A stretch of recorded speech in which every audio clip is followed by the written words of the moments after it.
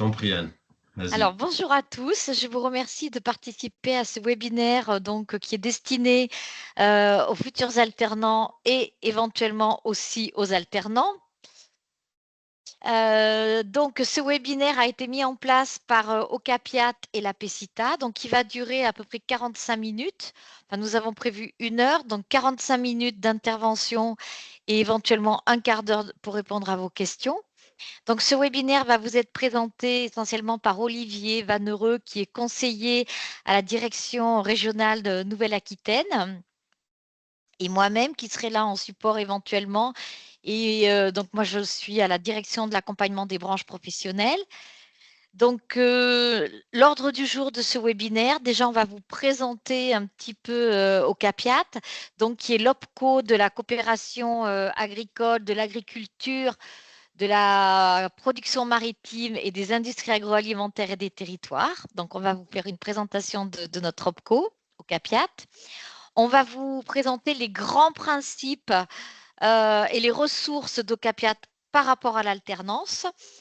On va vous comparer en fait les deux contrats d'alternance qui sont le contrat de professionnalisation et le contrat d'apprentissage.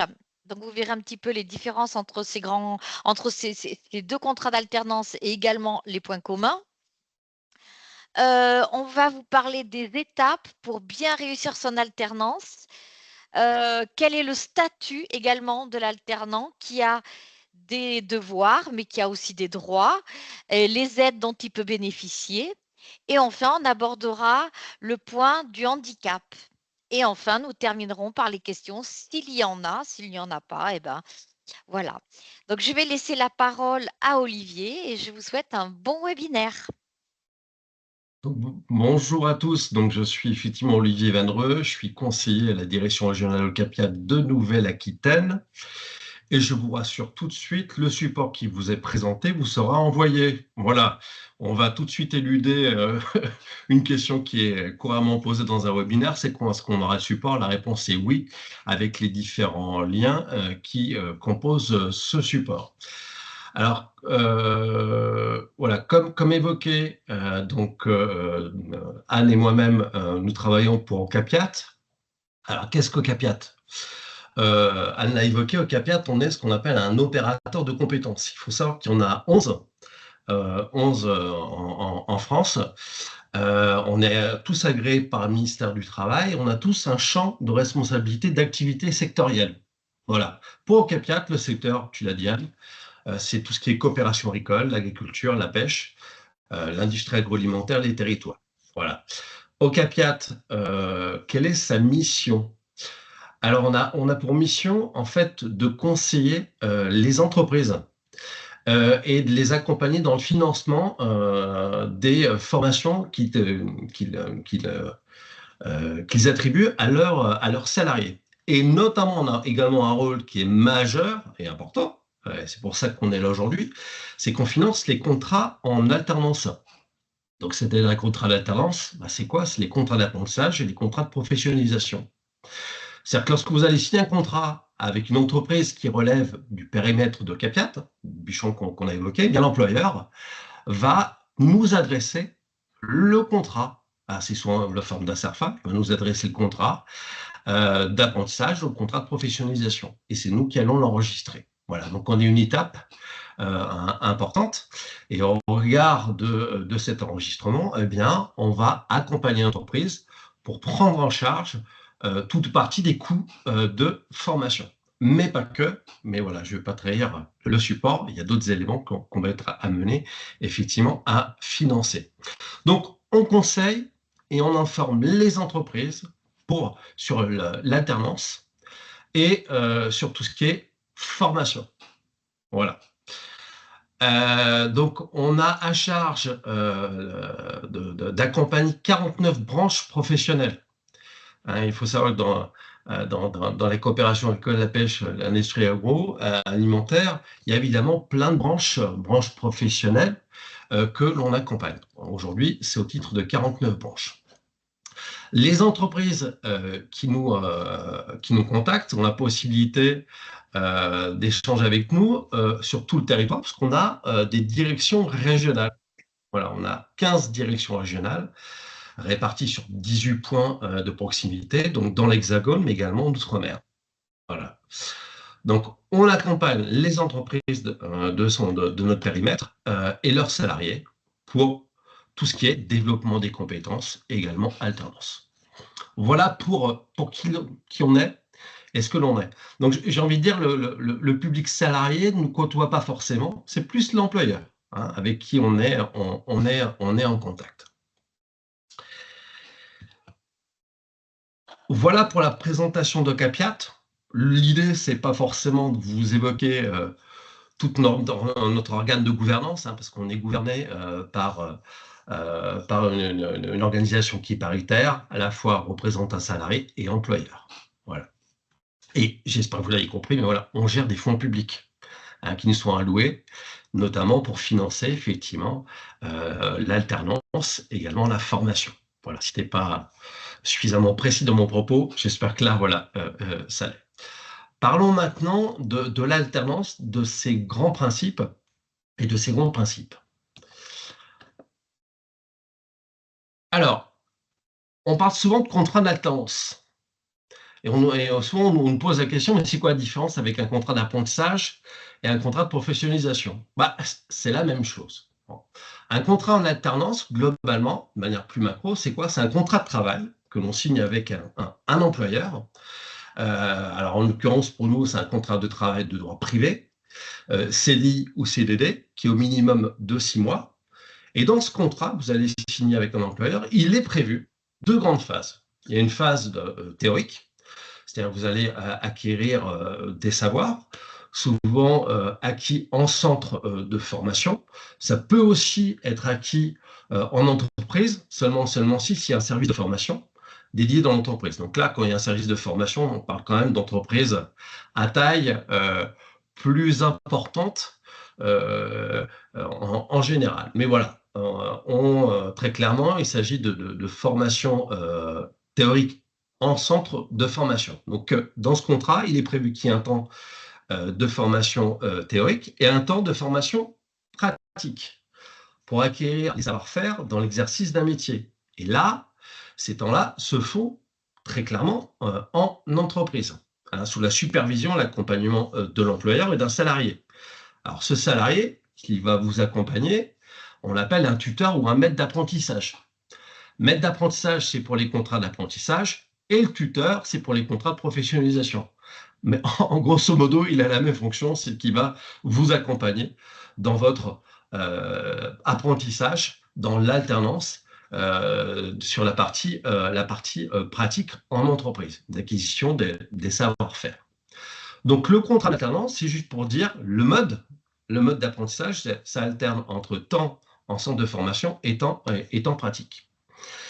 Et en termes de contrat en alternance, il y a 2 types de contrats en alternance qui existent. Il y a le contrat de professionnalisation et le contrat d'apprentissage. Donc, tous 2 ont le principe d'alternance, mais ils ont des spécificités. On va en parler d'ailleurs tout à l'heure.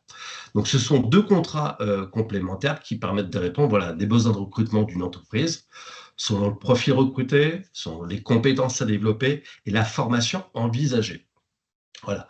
Donc là, on a fait un petit topo pour rappeler que ce contrat en alternance, il va nécessiter la signature d'un contrat qui va réunir 3 acteurs importants. Un contrat en alternance. Vous-même, l'alternant ou l'alternante, qui va être salarié, donc c'est la personne qui va être en formation et en entreprise. Mais vous allez avoir également une relation avec le centre de formation. Alors, soit tantôt qu'on appelle centre de formation ou qu'on appelle centre de formation en alternance ou organisme de formation en alternance, si c'est pour de l'apprentissage. Bon. Et le dernier acteur qui est important, évidemment, c'est l'employeur et le tuteur ou le maître d'apprentissage qui va vous accompagner. Donc, pour qu'il y ait un contrat en alternance, de fait, il faut qu'il y ait cette relation tripartite. Pas de contrat en alternance s'il n'y a pas d'alternant, ça c'est l'évidence, mais idem s'il n'y a pas d'employeur et s'il n'y a pas de centre de formation. Donc, pour qu'il y ait une alternance, et un contrat d'alternance, il faut qu'il y ait effectivement ces 3 acteurs qui soient liés au regard d'un contrat ou d'une convention qui a été mis en place. Donc ça, c'est pour le principe du contrat en alternance. Quels sont les bénéfices et l'intérêt pour l'alternant? Alors pourquoi est-ce qu'un alternant choisit l'alternance? Alors j'ai envie de dire que si vous êtes déjà autour de l'écran, c'est que vous avez déjà quelques pistes et quelques idées de la chose, mais on va les reprendre tous ensemble. Souvent, la première des choses qui nous est dite par les alternants ou les apprenants en situation d'apprentissage, c'est que déjà, ce qui les intéresse, c'est que ça va leur permettre de développer des compétences opérationnelles. Pourquoi? Parce qu'il y a une mise en pratique en entreprise. Pour certains même, ça va être leur première expérience professionnelle. Donc, ça leur permet vraiment d'acquérir une expérience qu'ils vont pouvoir valoriser par la suite. C'est évident. Ça leur permet aussi de bénéficier d'un accompagnement, d'un tuteur ou d'un maître d'apprentissage. C'est-à-dire que là, c'est posé, c'est prévu. Voilà, c'est le rôle du tuteur, du maître d'apprentissage, d'être accompagné. Donc, on développe des compétences de manière encadrée et accompagnée. Ça, c'est le premier point. Le deuxième point qui est évoqué par celles et ceux souvent qui découvrent le contrat d'apprentissage ou le contrat de professionnalisation, c'est qu'évidemment, au cours de ce contrat, vous allez préparer, si ces temps d'alternance existent, théorique et pratique, c'est en vue de préparer une qualification, une certification. Pour le contrat d'apprentissage, il s'agit d'acquérir un diplôme, un titre homologué reconnu par l'État, qui est enregistré dans ce qu'on appelle le RNCP. Peut-être vous en avez déjà entendu parler, Répertoire national des certifications professionnelles. C'est là où sont enregistrés les diplômes et titres homologués et reconnus par l'État, qui peut être accessible dans un contrat d'apprentissage, par exemple. L'autre point qui est non négligeable, et ça, je trouve ça assez intéressant et socialement intéressant, c'est que on ne peut pas tous se payer des grandes études, on va se le dire quand même. Eh bien, avec le contrat d'apprentissage et le contrat pro, vous l'avez compris, c'est l'employeur qui va prendre en charge les frais pédagogiques. Donc, ça permet de financer son projet d'études et de formation au regard de financement que l'entreprise va financer. C'est l'entreprise qui va financer la formation. Ça veut dire que pour vous, il n'y a aucun frais pédagogique à votre charge. Et en plus, il y a une rémunération qui est claire et qui est prédéfinie. Voilà. Alors, on verra comment cette rémunération est définie. Alors, on verra que c'est au regard des années d'exécution guide de contrat pour contrat d'apprentissage et votre âge. Voilà. Donc, ça permet de financer des projets d'études et de formation. Alors, juste, vous l'avez compris, l'employeur va nous solliciter justement pour qu'on puisse l'accompagner dans le financement de ce coût de formation. Mais c'est l'employeur qui en a la charge, donc vous, il n'y a pas de frais. Et l'autre bénéfice qui est perçu par les alternants, c'est que ça leur permet d'intégrer plus rapidement le monde du travail. On ressort de là avec une première expérience professionnelle. Ça veut dire aussi première ou d'autres, parce qu'on verra, on peut succéder, on peut avoir plusieurs contrats en alternance. Ça peut se mettre en place sous condition. On l'abordera. Mais ça permet évidemment de développer son CV. Et un autre point qui est non négligeable, c'est de vous créer un réseau professionnel. Dès qu'on intègre le monde du travail, on est en contact avec des salariés et des employeurs qui eux-mêmes sont en réseau. Voilà. Donc ça, c'est pas négligeable. Donc clairement, voilà, les bénéfices et l'intérêt pour l'alternant relèvent de ces 4 grands points qu'on a identifiés. Alors évidemment, si on vous laissait les micros, vous en donneriez d'autres, je vous le conseille, mais voilà ceux qui nous semblaient intéressants de résumer et de synthétiser. Voilà pour les bénéfices et intérêts d'un alternant à réaliser de l'alternance. Si vous êtes intéressé par l'alternance, alors évidemment, vous êtes inscrit aujourd'hui à ce webinaire.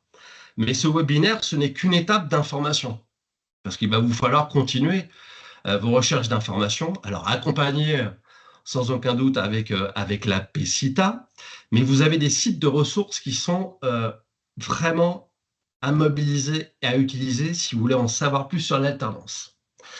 Un des sites essentiels à connaître et majeur, il y en a d'autres, c'est évidemment le portail alternanceemploi.gouv.fr. C'est un portail qui est dédié à la fois aux futurs alternants que vous êtes, mais également aux entreprises.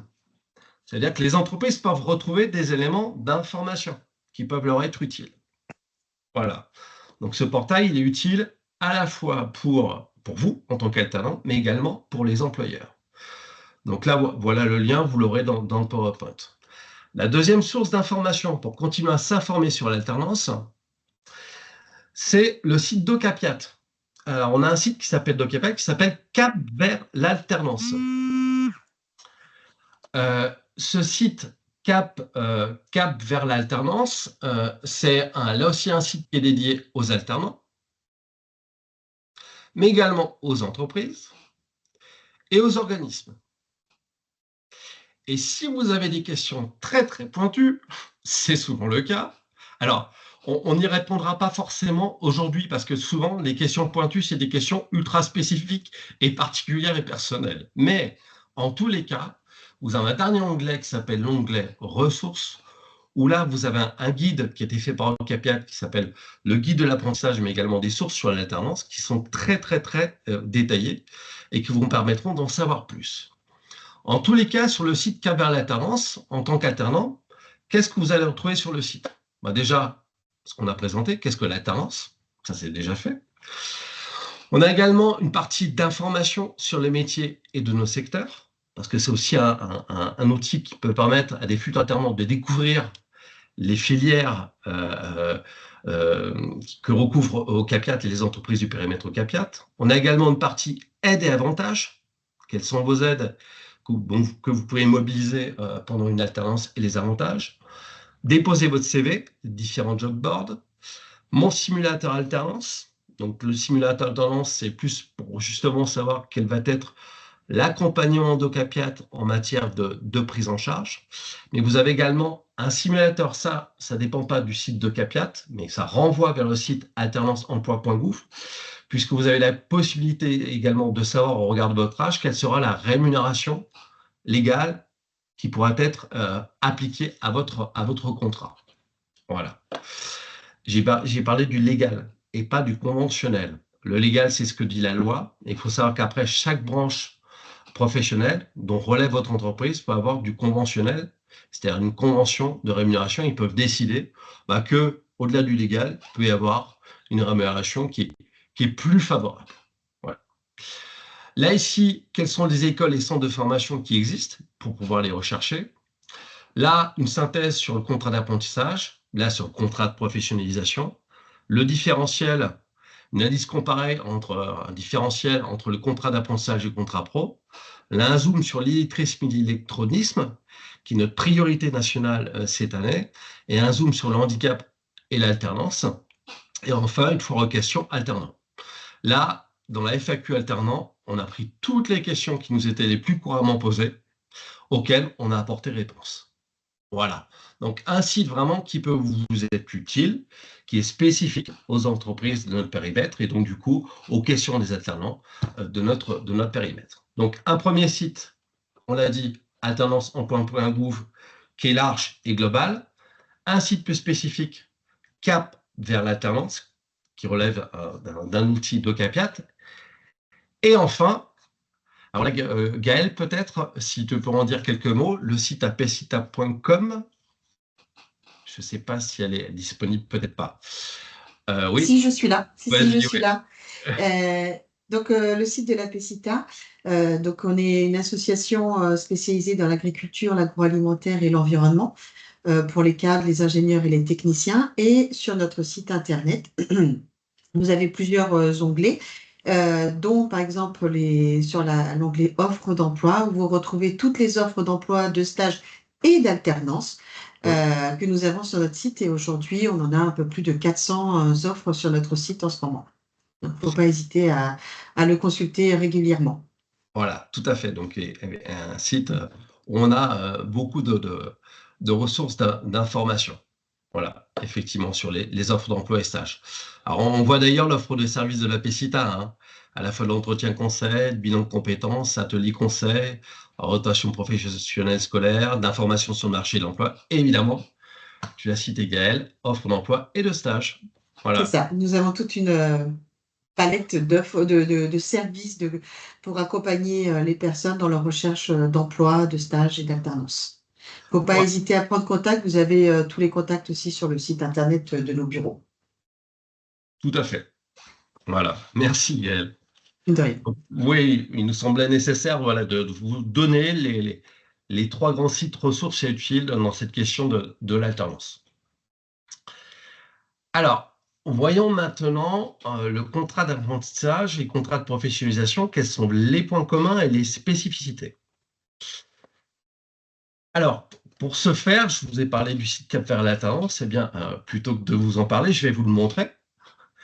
On va d'ailleurs faire la comparaison entre les deux à travers le site. Donc là, je suis sur le site Cap vers l'alternance. Je vais ici et je vais descendre sur la question quel contrat choisir.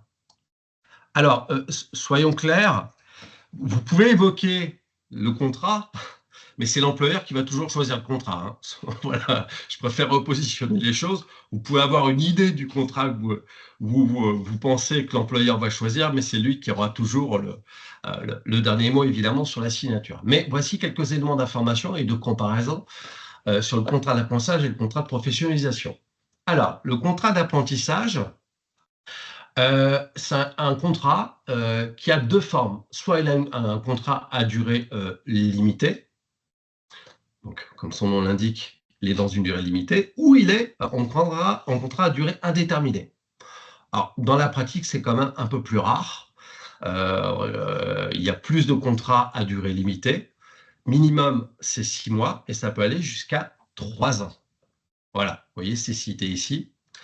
Et la durée maximale du contrat peut être portée à 4 ans lorsque le travailleur est en situation de handicap et qu'il y a nécessité d'allonger le parcours pour des raisons de fatigabilité, par exemple, plutôt que le contrat, s'il est prévu sur 3 ans, ou que le cursus est prévu sur 3 ans, on peut tout à fait effectivement l'allonger. Donc le contrat est un contrat de consigne soit à durée limitée ou en CDI. Et pour le contrat de professionnalisation, eh bien, soit c'est un CDD, un contrat à durée déterminée, ou un CDI. J'ai commencé à l'évoquer pour le contrat d'apprentissage, soit le contrat est signé pour une durée limitée de 6 mois à 3 ans maximum, alors que pour le contrat de professionnalisation, il est prévu que le contrat se fasse sur 6 à 12 mois, voire il peut être allongé, j'ai bien dit il peut être allongé, sous condition, pour jusqu'à 36 mois, voilà, dans certaines situations. Voilà. Donc là, on a une durée qui peut être plus importante, et là, de manière usuelle, on peut être sur un contrat qui peut être d'une plus courte durée. Clairement, l'employeur sera conseillé par un conseiller au CAPIAT pour l'aider à choisir entre l'un et l'autre des contrats. Voilà. Mais il est important que vous connaissiez un petit peu les grandes règles d'usage de ces 2 contrats.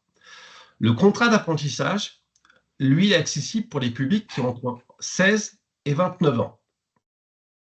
Alors, 16-29 ans, ça veut dire quoi? J'ai 29 ans, tant que j'ai 30 ans et moins un jour. Voilà. Donc, c'est 16-29 ans, 29 ans révolus. Voilà. Alors, il y a une petite exception. Je ne pense pas qu'on ait des publics de 15 ans. A priori, j'ai pas l'impression. Mais voilà, bon, pour votre information, si vous voulez relayer l'information, sachez que si j'ai 15 ans, donc j'ai pas 16 ans, mais j'ai 15 ans, et que j'ai fini ma classe de 3e, là, à ce moment-là, je peux signer un contrat. Mais normalement, il faut avoir 16 ans. Mais il y a une petite exception. Donc c'est entre 16 et 29 ans. L'âge maximum porté à 35 ans, au plus, dans des cas suivants, si je signe un nouveau contrat pour accéder à un niveau de diplôme supérieur, et que pendant la durée du contrat, bah évidemment, je ne vais plus avoir 29 ans, mais ça va s'étendre. Voilà. Et je vais être plus âgé que les 29 ans à l'issue d'un contrat. Et il n'y a pas de limite d'âge, et ça c'est important. pour les personnes qui ont une reconnaissance en qualité de travailleur handicapé ou équivalent. C'est-à-dire que je peux signer un contrat d'apprentissage. Imaginons, j'ai 39 ans, j'ai une situation médicale qui fait que je ne peux plus exercer mon métier. Je suis donc demandeur ou demandeuse d'emploi. Un employeur pourrait me recruter via un contrat d'apprentissage pour me former à un nouveau métier et me prendre en alternance, en contrat en alternance, au-delà de l'âge que je vous ai évoqué là, si tant est que j'ai une reconnaissance en qualité de travailleur handicapé ou une équivalence.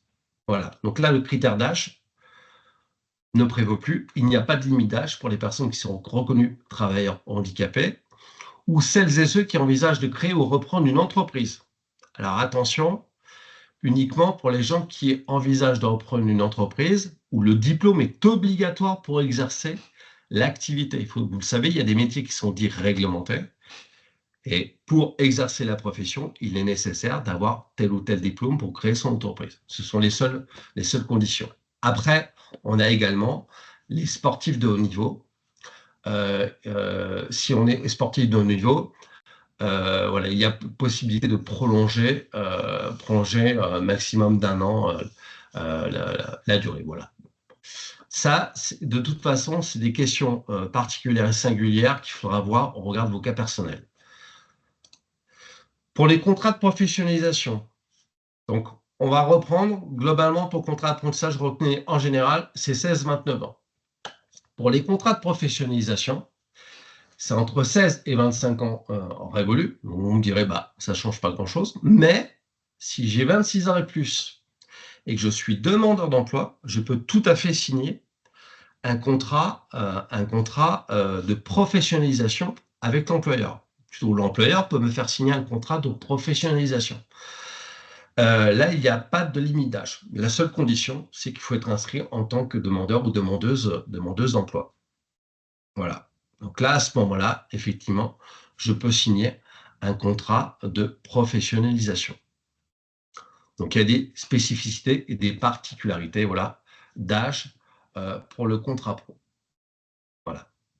Et après, on rajoute une autre condition, sans condition d'âge pour les bénéficiaires du RSA, Revenu de Solidarité Active, l'allocation de solidarité spécifique, l'AAH, l'allocation d'adultes handicapés.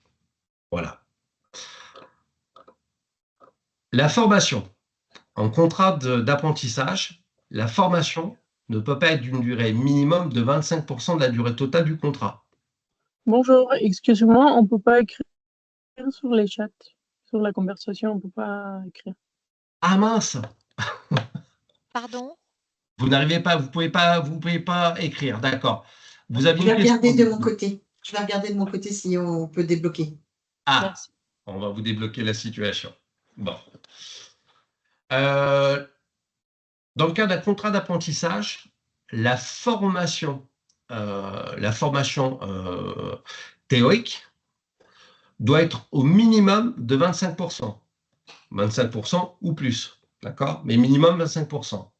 Alors que dans un contrat de professionnalisation, la durée de la formation sur la totalité du contrat ne peut être que de 15 à 25% du temps. Voilà. Ça, c'est pour la durée de la formation. Donc, en contrat d'apprentissage, ce qu'on sait, c'est qu'au minimum, j'aurai 25% de mon temps par rapport à la durée du contrat ou je serai en formation théorique. Et en contrat pro de professionnalisation, entre 15 et 25.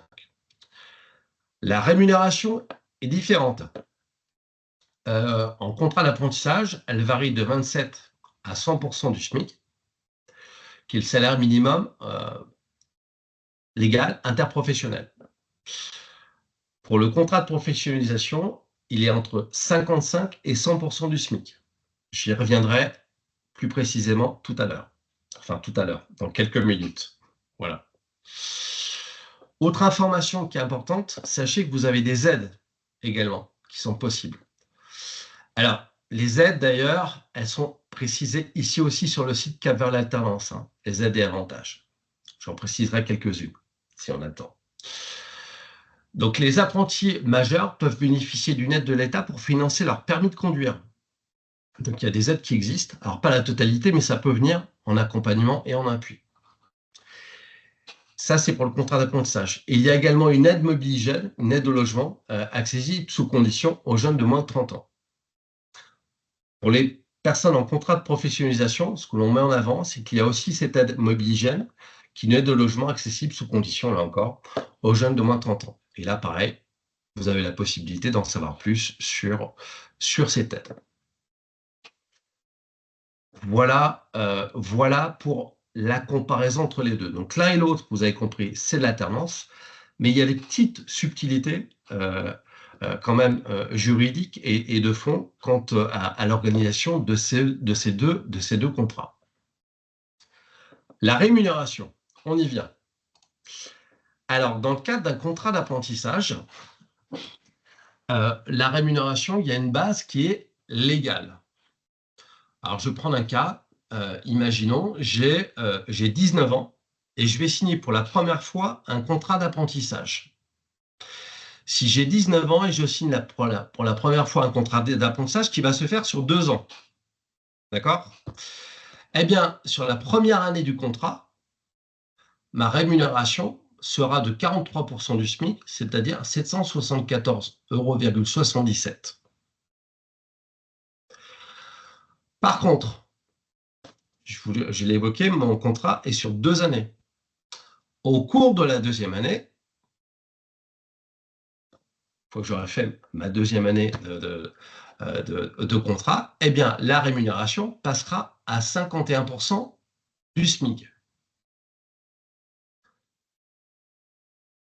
Ma première année, 43%, ma deuxième année, 51% du SMIC.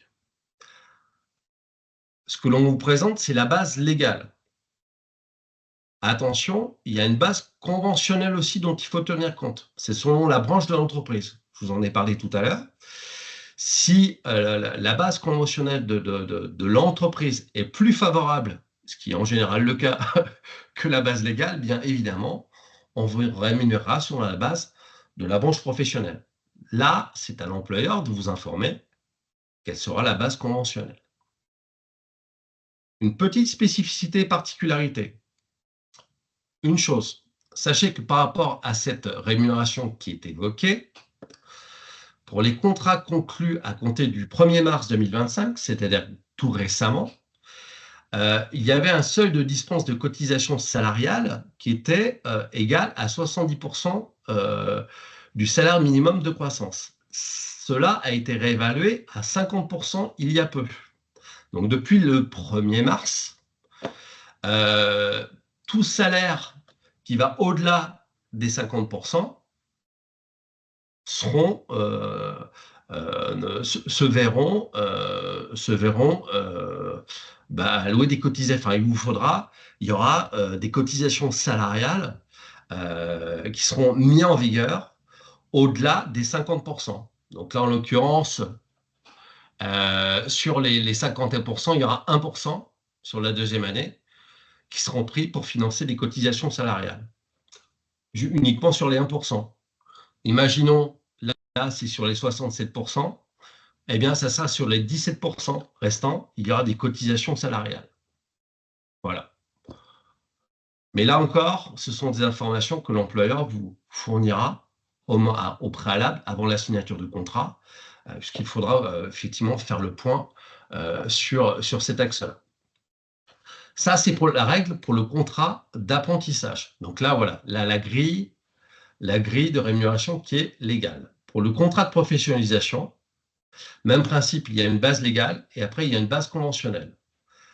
La base légale, elle est différente, puisque dans un contrat de professionnalisation, si j'ai moins de 21 ans, eh bien, pour un diplôme ou un titre de niveau 4, c'est-à-dire de niveau bac, voilà, au moins d'un niveau bac, eh bien, j'aurai 65% du SMIC. Donc, ce qui est normalement, j'imagine, votre cas. Voilà. Pour la plupart, voilà. Et pour les 21 à 25 ans, c'est 80% du SMIC. Bac et plus. Et pour les 26 ans et plus, c'est 100% du SMIC. Voilà. Par contre, si c'est pour des diplômes inférieurs au niveau 4, mais encore une fois, si vous êtes au webinaire PECITA, normalement, ça ne devrait pas vous concerner. Là, je vais parler plutôt des CAP, en fait, des CAP BEP. Eh bien là, si j'ai moins de 21 ans, eh bien, on est plutôt à 57% du SMIC. 21, 25, 70% du SMIC et 26 ans et plus, 100% du SMIC. Voilà la base de la rémunération en alternance. Ça, c'est la base légale. Après, il y a effectivement des cotisations salariales, et patronales. Alors, je vois qu'il y a une question. Ouais. Oui. Brut ou net? Alors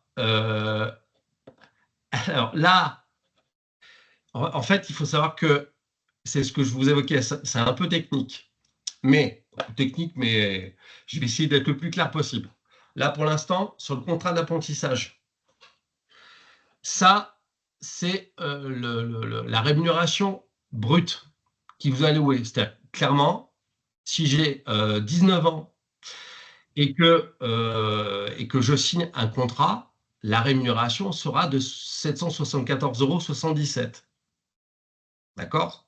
En fait, c'est du brut qui vient du net puisqu'il n'y a pas de cotisation salariale, ni de charge patronale. Voilà. Donc, ça vient du net. Mais depuis les directives, depuis qu'on sait que le seuil est au-delà, toute rémunération au-delà de 50% du salaire minimum de croissance, clairement, là, par exemple, je ne vais pas toucher 1 207 €, puisque sur les 17 € au-delà des 50%, eh bien, j'aurai une cotisation salariale. Donc, vous n'allez pas toucher 1 207 € tout à fait.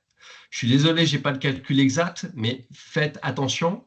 Dès que vous aurez une rémunération qui est au-delà des 50% du SMIC, effectivement, ces sommes-là, ça ne va plus être du brut qui devient du net. Il y aura effectivement une diminution de la rémunération. J'espère, je sais que ce n'est pas forcément simple.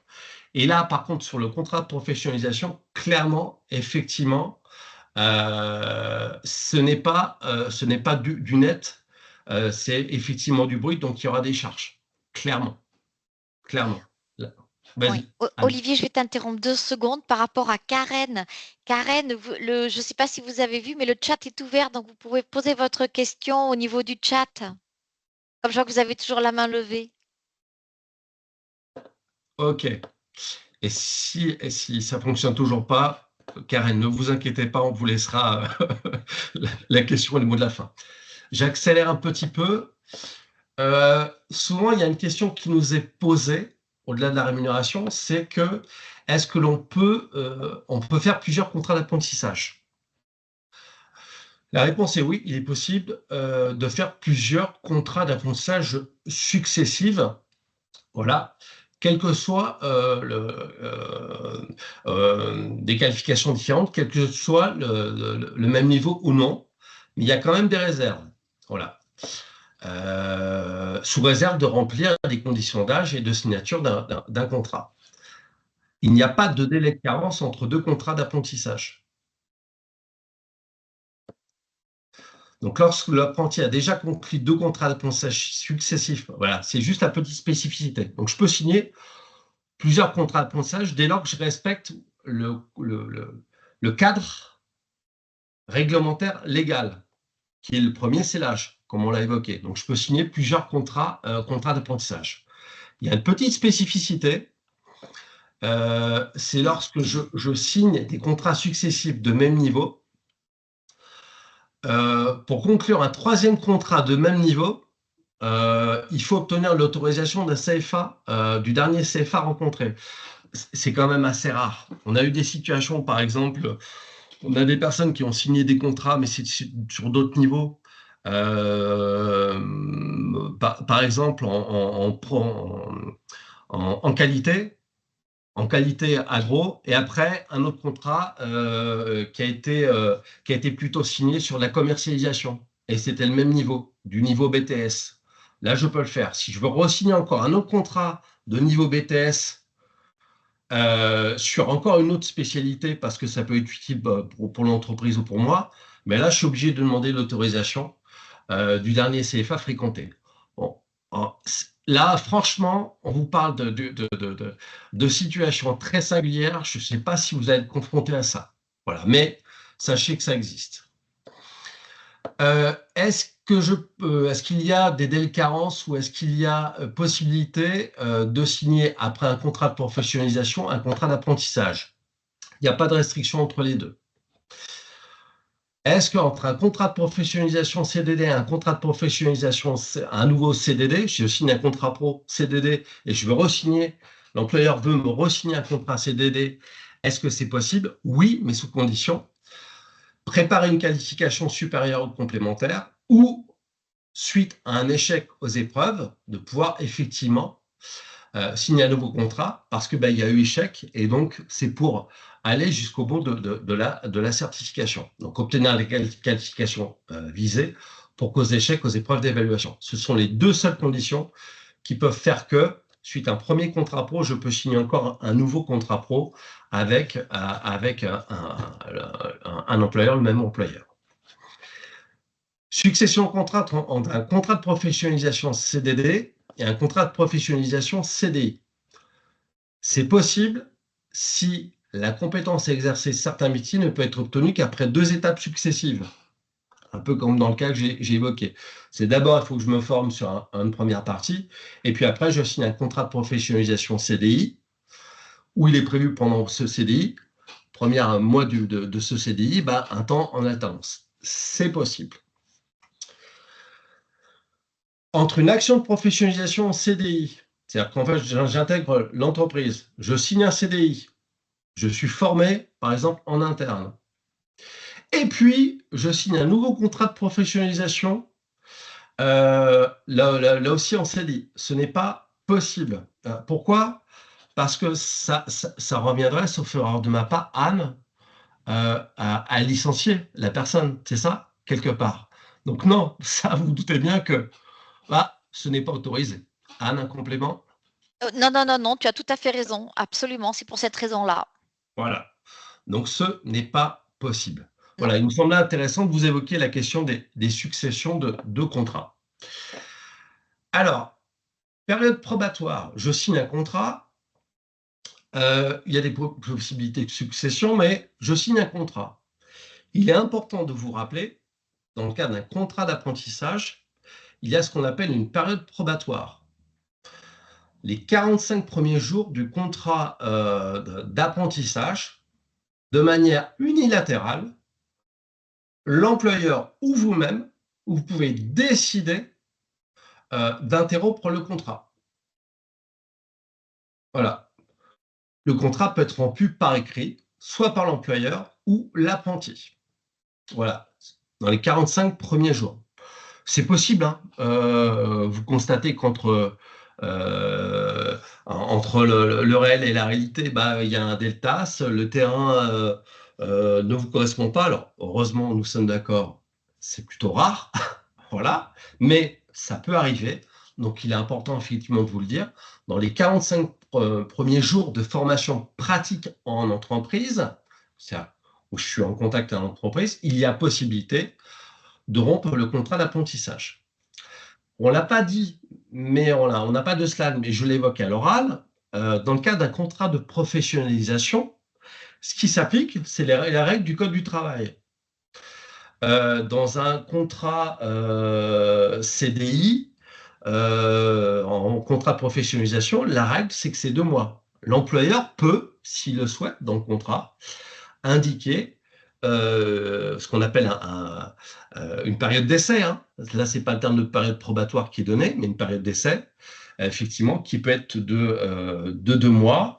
Et dans le cadre d'un CDD, c'est moindre. Mais là, c'est les périodes d'essai contractuelles classiques qui s'appliquent.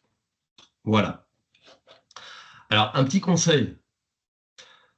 Afin d'éviter ce genre de rupture, en fait, de contrat, si vous avez la possibilité, évidemment, de réaliser un stage ou préalablement une immersion en entreprise avant la signature du contrat, on vous le conseille fortement, à la fois et pour vous, mais aussi pour l'employeur. Voilà.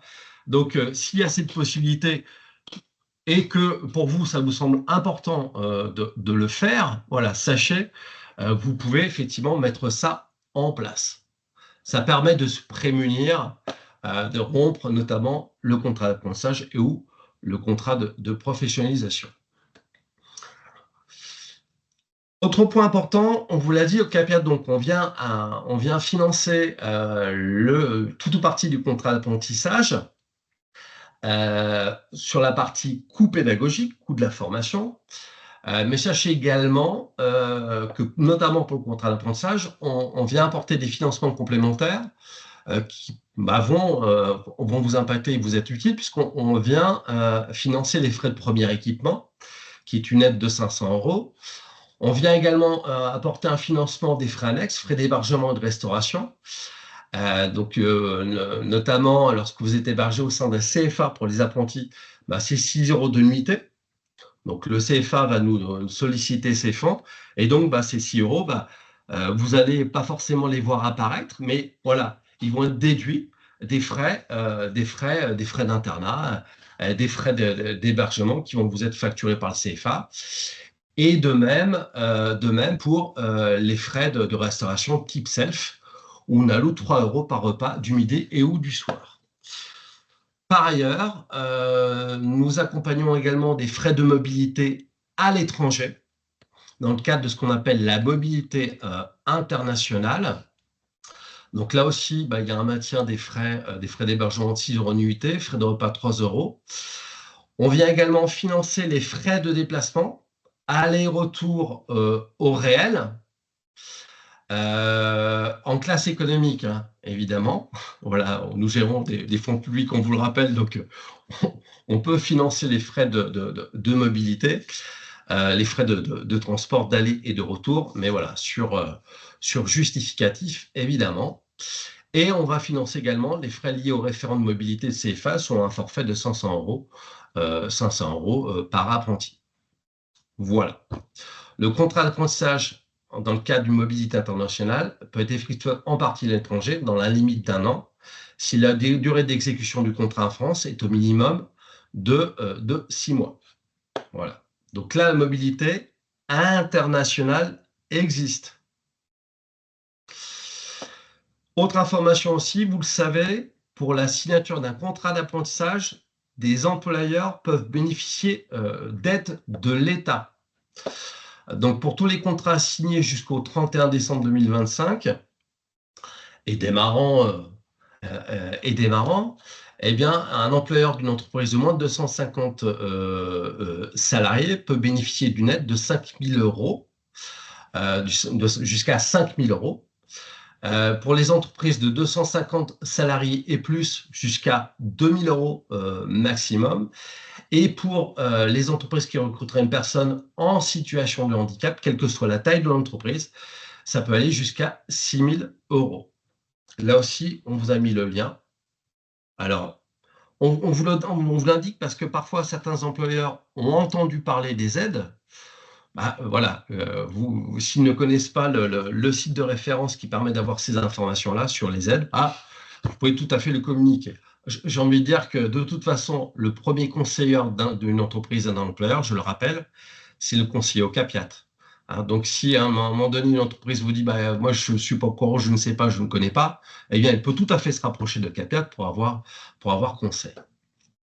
Alors, Je une vois qu'il est petite déjà précision. 52. Ouais, vas-y. Pardon Olivier, juste une petite précision quand même, c'est qu'il faut savoir que l'aide, cette fameuse aide de 5 000 ou de 2 000 € ou de 6 000 € sera versée uniquement dans le cadre de la première année du contrat d'apprentissage, de l'exécution du contrat d'apprentissage. Ce Tout n'est à pas fait. tous les ans. Par exemple, si vous Non. avez un contrat d'apprentissage sur 24 mois, il faut savoir que cette aide sera versée uniquement pour la première année, pas pour les 2 années. Merci Anne de cette précision qui Je j'allais t'en me prie. passer, mais c'est effectivement essentiel. Ne partez pas dans l'idée de communiquer aux entreprises que l'aide est pour chaque année. Non, oui, effectivement, Voilà, c'est pour la première année. Merci de cette précision qui est je t'en prie. excessivement importante. Ouais. Les étapes pour réussir son alternance. Alors, on va peut-être renforcer des portes ouvertes, mais c'est important. Déjà, il est important de définir son projet, de rencontrer des professionnels de l'orientation, rencontrer des professionnels du métier, des entreprises. Alors là, la PECITA, vous l'avez compris, peut être un acteur important d'aide et d'appui là-dessus. Et on l'a dit, il est important d'effectuer des stages. Donc des stages, si vous êtes demandeur d'emploi actuellement, sachez qu'il y a ce qu'on appelle la PMSMP, période de mise en situation au milieu professionnel, qui peut être réalisée et qui peut être mis en place de manière conventionnée avec France Travail. Voilà, donc ça, c'est possible. Si vous êtes encore étudiant sous ce statut scolaire, sachez qu'il y a aussi ce qu'on appelle les mini-stages. C'est-à-dire que vous pouvez faire un mini-stage sous statut scolaire ou si vous êtes à l'université actuellement. Mais là, la convention va se faire auprès d'une chambre consulaire. Alors, vous tapez mini-stage. Si l'entreprise dépend de la chambre de commerce et d'industrie, vous tapez mini-stage CCI. Vous trouvez le contact. Si c'est une entreprise du secteur du champ de l'agriculture, mini-stage chambre d'agriculture. Et si c'est chambre de métier, mini-stage chambre des métiers. Et là, vous aurez votre correspondant au niveau local pour y solliciter, pour mettre en place cette convention. Et ce stage se fera pendant les périodes scolaires. Voilà. Pour les périodes des vacances scolaires, pardon. Voilà. Les vacances scolaires. Si vous voulez faire un stage pendant votre scolarité, là, c'est votre directeur d'établissement, chef d'établissement, qui doit mettre en place une convention. Mais si c'est hors statut scolaire, entre guillemets, pour les vacances scolaires, dans ce cas-là, ce sera dans le cadre d'un mini-stage. Mais on n'insistera jamais trop sur le fait qu'il est intéressant pour vous, au préalable, de réaliser un stage. Une fois que vous avez bien défini votre projet, ou au mieux, il va être important de contacter le centre de formation, qui va être votre allié aussi. Pourquoi? Pour trouver une entreprise. Les centres de formation, il est important de cibler le choix de l'établissement. Donc, à la fois, le site APECITA Agro-Orientation peut vous fournir de l'appui, mais d'autres sites aussi, on l'a vu, le site Cap Vert Alternance. Enfin, voilà. Donc, n'hésitez pas à mobiliser ces outils pour repérer les centres de formation. Il va être important alors, enquêter, questionner, se renseigner pour effectivement en savoir plus, les critères de sélection, les conditions de suivi, les taux de réussite, pourquoi pas. Voilà, c'est les questions qui sont souvent posées par les futurs alternants. Mais sachez, et je l'ai dit, le centre de formation pourra vous aider aussi à trouver votre futur employeur. Pourquoi? Parce que souvent, ces centres de formation sont connus des employeurs. Et lorsqu'ils recherchent un alternant ou une alternante, qu'est-ce qu'ils vont faire? Ils peuvent être amenés à se rapprocher de ce centre de formation. Mais évidemment, l'autre étape, ça va être qu'il va vous falloir trouver votre entreprise. Donc, commencez les recherches plusieurs mois avant la date de conclusion du contrat. Consultez les différents job boards qui existent. Voilà, donc la PECITA, c'est un job board qui est essentiel et important. Il peut être intéressant aussi de vous inscrire sur d'autres, mais voilà, sur la PECITA, c'est un outil qui est efficace, intéressant, sur lequel vous pouvez effectivement aller. Il va être important aussi de rencontrer des entreprises. Là, vous savez, il y a des salons professionnels, donc c'est l'occasion aussi de les rencontrer pour proposer, pourquoi pas, effectivement, votre profil. Ciblez bien vos emplois de CV et lettres de motivation. Ça veut dire qu'il faut bien se renseigner sur l'entreprise avant et préparer vos entretiens d'embauche. Évidemment, là aussi, c'est l'évidence, mais c'est important. Si vous recherchez un employeur et que vous avez besoin d'appui de conseil, évidemment, Gaëlle, la PECITA est là. Voilà. Fait. Tout à fait. Évidemment. Vous avez également d'autres sites ressources, la bonne alternance, qui peut être un outil de recherche de contrat en alternance. Et vous avez également l'outil Nourris ton futur, où il y a aussi la possibilité de rechercher effectivement des emplois en alternance. Voilà, donc trois sites ressources. Je vois qu'il est déjà 57, on a un peu débordé. Vous l'avez compris qu'en alternant, on a des droits et des devoirs. Donc, vous avez signé un contrat, donc vous avez des droits à congé. Voilà. Vous avez des droits à congé, soit 5 semaines de congé payés par an. Sur le plan des impôts, si vous êtes apprenti, j'ai bien dit apprenti, c'est-à-dire que si vous signez un contrat d'apprentissage, votre salaire est totalement exonéré de l'impôt sur le revenu, dans la limite du montant annuel du SMIC. Alors, attention, ça veut dire quoi? C'est que si vous dépassez le SMIC, bon voilà, la partie supérieure sera imposable. Par contre, si vous êtes en contrat de professionnalisation, là, c'est l'intégralité qu'il faudra déclarer. Donc, il y a un régime particulier au niveau de l'imposition pour les apprentis. Pour les contrats de professionnalisation, là, ça sera effectivement imposable. Il y a également un droit à congé pour examen, 5 jours à prendre en une seule fois, évidemment, pour préparer les examens.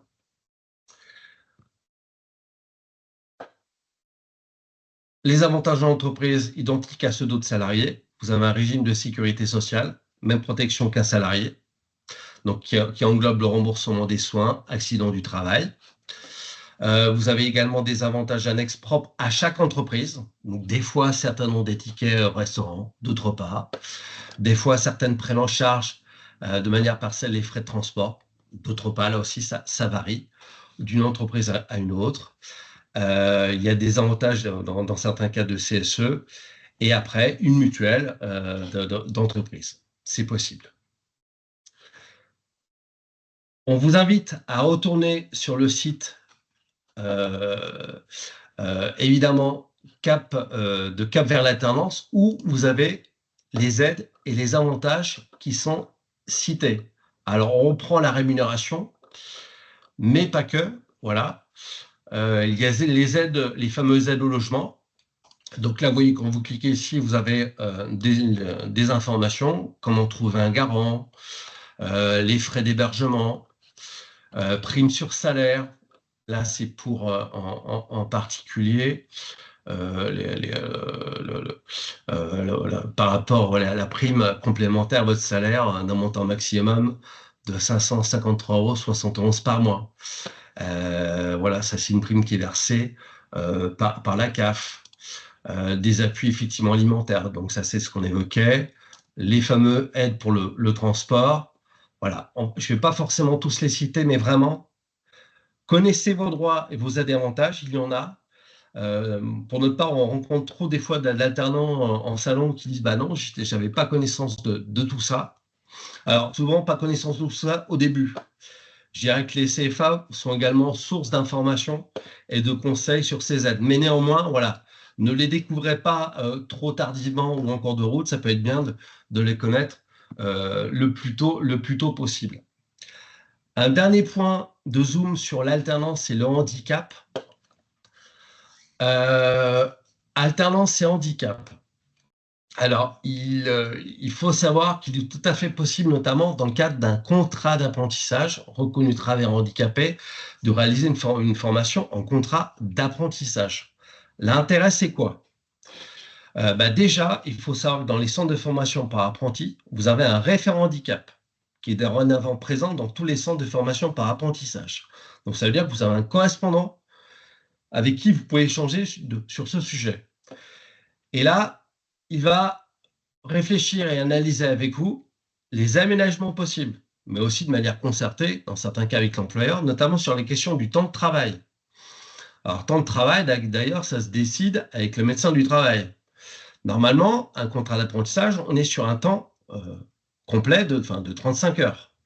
Mais parfois, on regarde la situation de handicap, de la fatigabilité, il faut pouvoir effectivement réduire le temps de travail. Donc là, c'est quelque chose qui peut être vu avec le référent handicap, relayé avec le médecin du travail. La durée du contrat. Vous l'avez compris, un contrat, il peut être prévu, parce que le diplôme le prévoit, il peut être prévu sur 3 ans, mais s'il y a nécessité, dans le cadre du contrat d'apprentissage, ça peut être porté à 4 ans. Il peut y avoir également des aménagements de la formation. Et là, nous, là-dessus, sachez que d'ailleurs, on peut allouer jusqu'à 4 000 € de majoration pour que le CFA et les équipes pédagogiques réfléchissent aux aménagements pédagogiques. aux aménagements vraiment de la formation, de l'organisation de la formation. Et un autre point, vous l'avez compris, c'est qu'il n'y avait pas de limite d'âge pour signer un contrat d'apprentissage. Quel que soit mon âge, je peux tout à fait signer un contrat d'apprentissage et notifier ma situation de handicap dans le CERFA. Alors, CERFA, je zoome un peu. Qu'il s'agit d'un contrat d'apprentissage ou un contrat pro, c'est ça qui va faire valeur de contrat. Hein. C'est vous allez signer un CERFA. Et dans le CERFA du contrat d'apprentissage, il y a, ça c'est assez nouveau, il y a de nouveaux onglets qui sont apparus. Avant, on demandait à la personne, déclarez-vous bénéficier de la reconnaissance en qualité de travailleur handicapé, c'est-à-dire une reconnaissance en qualité de travailleur handicapé, c'est-à-dire une RQTH. Donc ça nécessitait au préalable de faire une démarche auprès de la MDPH pour faire reconnaître effectivement son handicap. Voilà. Dorénavant, il y a des équivalences possibles, pas besoin d'avoir la RQTH, pour signer un contrat et bénéficier de cette fameuse majoration. Il y a ce qu'on appelle des équivalences jeunes ou une extension BE. Voilà. Alors là, là aussi, hein, sachez qu'il est excessivement plus important d'en parler avec le référent handicap du CFA, hein, très clairement. On vous donne l'information pour que sachez qu'il est important, dans certains cas, de le signaler et de le notifier au CFA et d'en échanger avec l'entreprise. Voilà, c'est important. En tous les cas, on vous encourage à le faire. Ça permet de prévoir à la fois pour le CFA et à l'employeur de vos besoins particuliers. Voilà, pour que cet apprentissage se passe pour le mieux. Voilà, je m'en arrête là. Il est déjà 12h05. Je suis désolé, on a débordé. Je crois, Anne, que tu as essayé de répondre à chaque fois aux questions.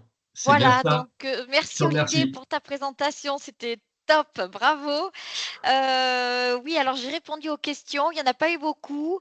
Je ne sais pas s'il va y en avoir d'autres là. Bon, on est un petit peu hors temps. Est-ce qu'il y a des questions? Alors, je ne sais pas si Karen a pu poser sa question du coup.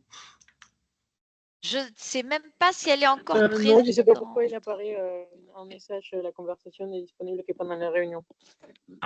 Bon. Laetitia a une question. Laetitia, je vous en prie. Bonjour. Bonjour. Du coup, j'ai posé la question dans le chat, parce que le 17 avril au matin, je ne serai pas disponible. Il y a un webinaire qui m'intéresse, mais est-ce qu'il faut s'inscrire du coup pour avoir le replay? Les replays seront sur notre chaîne YouTube, mais c'est si vous pouvez vous inscrire, comme ça j'aurai votre adresse mail et je pourrai vous envoyer ensuite le lien vers le replay. Ah, super, merci beaucoup. Et vos accompagnements, du coup, sont payants ou comment ça se passe? Pour la PECITA? Oui. Non, tout est gratuit. D'accord, ok. Merci beaucoup. Merci Laetitia d'avoir posé la question. Effectivement, on a levé un doute. On n'a pas pensé à le dire. Oui. Donc, c'est important. Vous pouvez effectivement les contacter. Alors, je vois qu'il y a deux questions. Alors, comme demandeur d'emploi, il n'y a pas d'aide aussi pour l'entreprise. Dans le cadre du contrat d'apprentissage, on a vu qu'il y avait des aides pour l'entreprise, donc de 5 000 ou de 2 000 euros, de 6 000 euros si le salarié en alternance est en situation de handicap. Il n'y en a pas pour le contrat de professionnalisation. Voilà, ça, ce sont les aides auxquelles l'entreprise peut prétendre. Et la deuxième question, après 40 ans, possible pour un contrat de pro sans handicap? Non, comme on l'a vu tout à l'heure. Si, attends, contrat pro, pas contrat d'apprentissage, un contrat pro. Pardon, contrat de pro, oui, autant pour moi. Oui, pardon. Moi aussi, j'ai lu contrat d'apprentissage comme toi au démarrage. Oui. Non, pour un contrat pro, c'est possible, oui, mais il faut que vous soyez demandeur d'emploi. Voilà. En fait, la question, c'est est-ce que je peux signer un contrat d'apprentissage si je suis étranger? C'est ça la question. Oui. Si vos papiers sont à jour et si en fait vous répondez aux critères d'âge, etc. Alors, ce qu'on va faire, je vous ai évoqué une ressource qui va vous aider par rapport à ces questions-là. Vraiment. Notamment pour le contrat d'apprentissage. Hein. Pour le contrat d'apprentissage, vous avez les guides de l'alternance ici. Vous voyez, je suis allé dans ressources, les guides de l'alternance. Là, on a un guide OCAPIAT de l'apprentissage. Et là, je parle bien du contrat d'apprentissage parce que je crois que la question, vous êtes d'accord, si je ne me trompe pas. Oui, voilà, c'est pour le contrat d'apprentissage. Est-ce qu'il est possible pour quelqu'un qui a tué l'extérieur de la France de trouver un emploi en contrat d'apprentissage? Voilà. Donc là, vous aurez une partie de la réponse ici. Enfin, même la réponse. Voilà, dans le guide OCAPIAT. Il y a une partie qui est notifiée et indiquée sur cela. Voilà.